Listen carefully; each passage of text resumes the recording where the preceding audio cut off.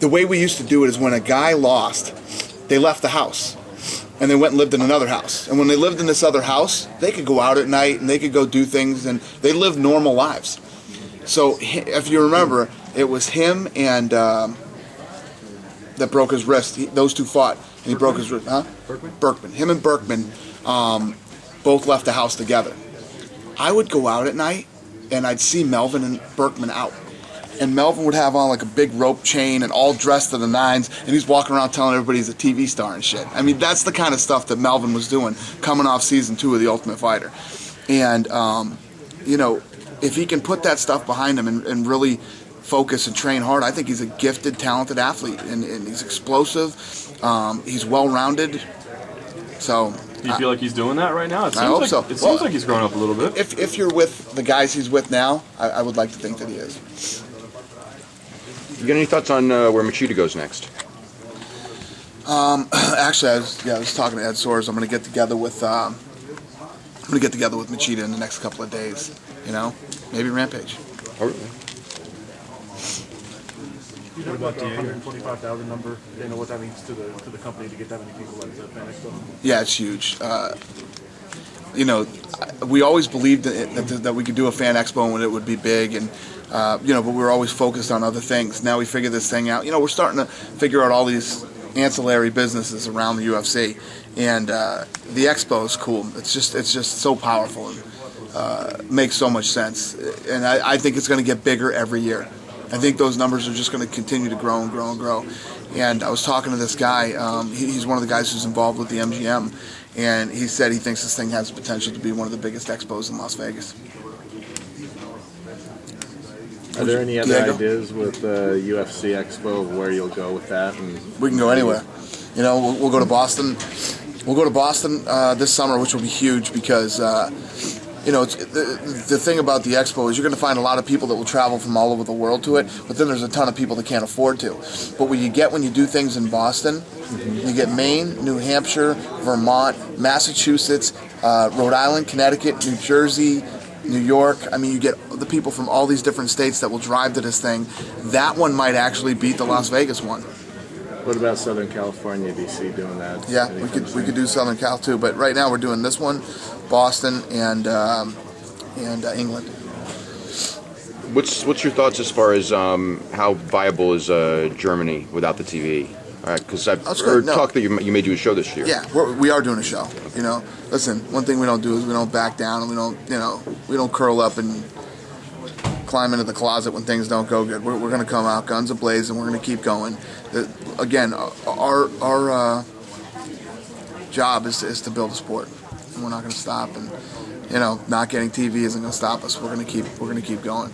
You know, we can't get into Ontario. We're opening an office there. You know, so it doesn't bother us. Random question. Nate Diaz might be suspended by the Tennessee Athletic Commission. Is that going to affect his near future with the UFC? Well, it depends on the suspension they put him on. Obviously, if he gets suspended, we're going to honor it. You know. He was supposed to be fighting in August. Yeah. I didn't hear that he was going to get suspended. I didn't hear that. But you know, if he does, it is what it is. You know, these things happen when you fight and get in a fight like that.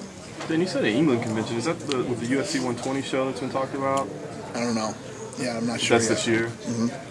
So I think October. It makes sense. Like yeah, it makes sense. Probably will be. What do you see looking ahead to for Diego Sanchez with him having lost 2 in a row? Yeah, no, it's interesting.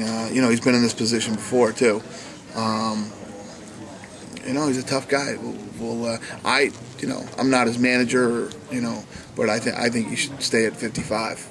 Listen, his loss to BJ Penn doesn't mean you go back up to 170. I mean, just stay at 55, and you know, you do what Kenny Florian did.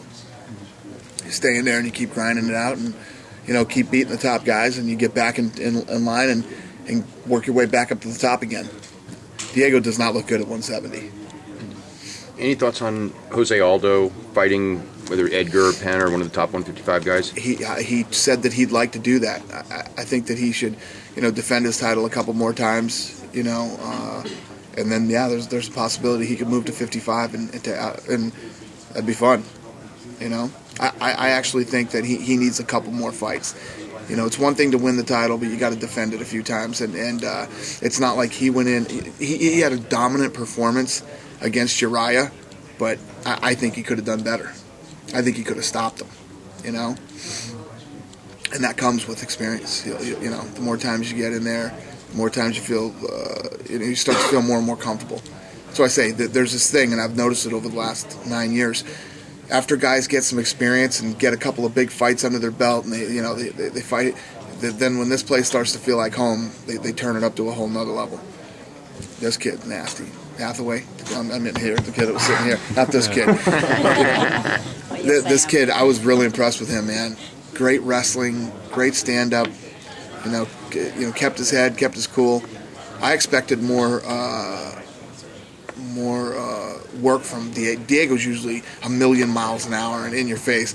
I was like, this third round's going to be good because Diego's going to come out like a madman, and he really didn't. You know, he looked real lethargic and slow and heavy. And 55, Diego, 55. How do you progress Hathaway forward from here? Do you see him fighting a top 10 welterweight, or is it too soon? Oh, you know, I'll leave that up to Joe. Joe does a good job at, you know, deciding who's next and working guys up. It's like Bones Jones, you know. Everybody gets all hot on him and heavy. You know, oh, Bones Jones. You don't throw Bones Jones in with Anderson Silva. You let the kid get some experience, work his way up. Hamill's a good fight for him next, and, you know, then we'll go from there. Thanks, Danny. All right, brother. Pretty good? Yeah. Any news for the Brazil?